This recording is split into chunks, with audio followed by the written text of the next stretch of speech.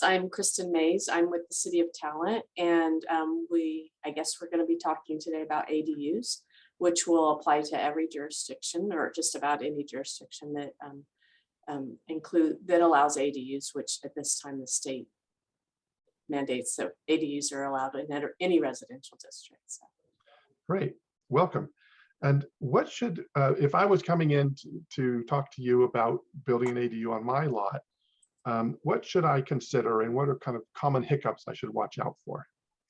I think before you get started with an ADU, it's important to know your property and where your property lines are, and making sure that based on the zone district that you're in, whether it's low density residential, medium density residential, or high density residential, that you know what your setbacks are, so that you have plenty of space from your rear yard setback, your side yard setbacks. And then of course, you're going to need space between the actual dwelling units. So that's important to know exactly where you want to place your accessory dwelling unit.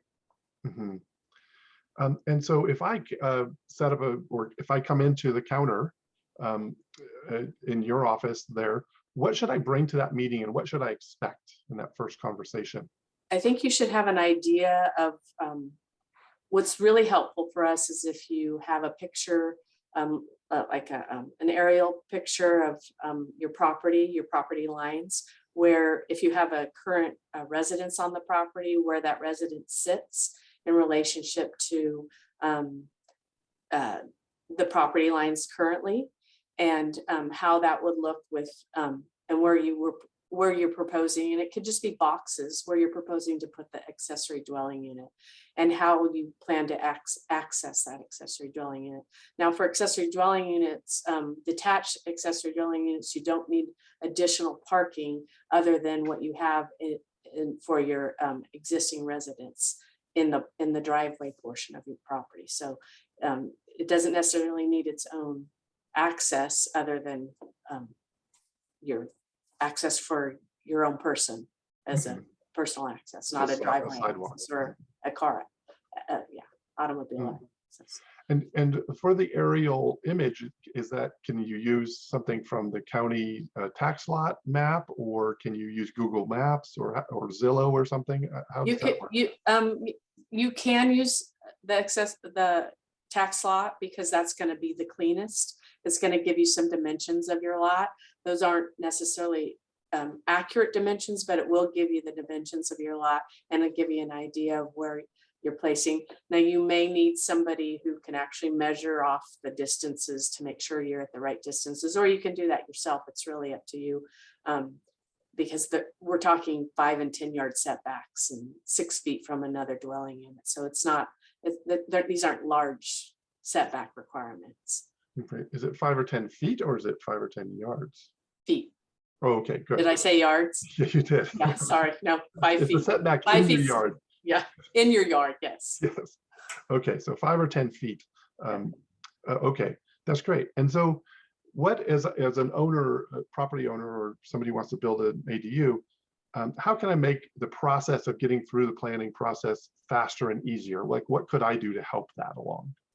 I think just being understanding your lot and making sure that you have an idea of where you want to put it on your lot. We don't have any other process other than we would review where you're putting where you're going to place that accessory dwelling unit, and we're going to review all the setbacks in regards to that. But other than that, there is no other significant process that we go through. What I would give you if you came in is I'd give you a copy of what our code reads. It's very straightforward. We want to see a plot plan showing where on the lot you're putting the accessory dwelling unit. And then you're also, of course, if you're going to submit for an accessory dwelling unit, you're going to need building plans.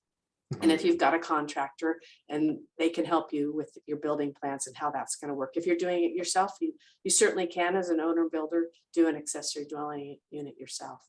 But you're going to need to have those building plans ready for us to, and then we would submit those to our plan reviewer for that. Right. And I don't know, are you a part of the group? I think Medford has a set of pre-approved plans. Have you seen those come through Talent as well? I have not seen those come through Talent. We were working with we contract with Jackson County for all of our plan review and our building inspections. So I am working with the building official for Jackson County to get some pre-approved accessory dwelling unit plans, but we have not gotten to that point yet.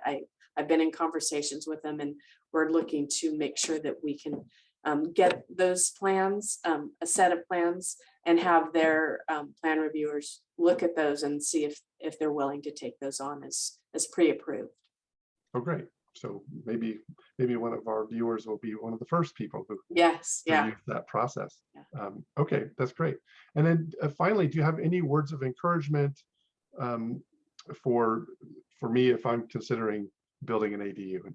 Yeah, I think ADUs are excellent opportunities for homeowners to collect additional rent if they so choose. They're great for extended family if you have family members who can't and won't be able to afford a house in the area.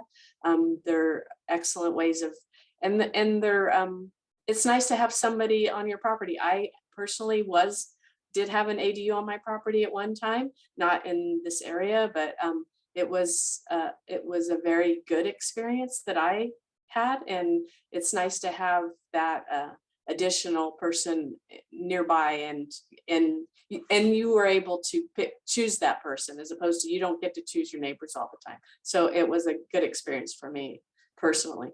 Oh, that's great. It's like having a built-in house sitter in a certain That's way. right. Yes, Yeah. exactly. Beautiful. Well, thank you very much.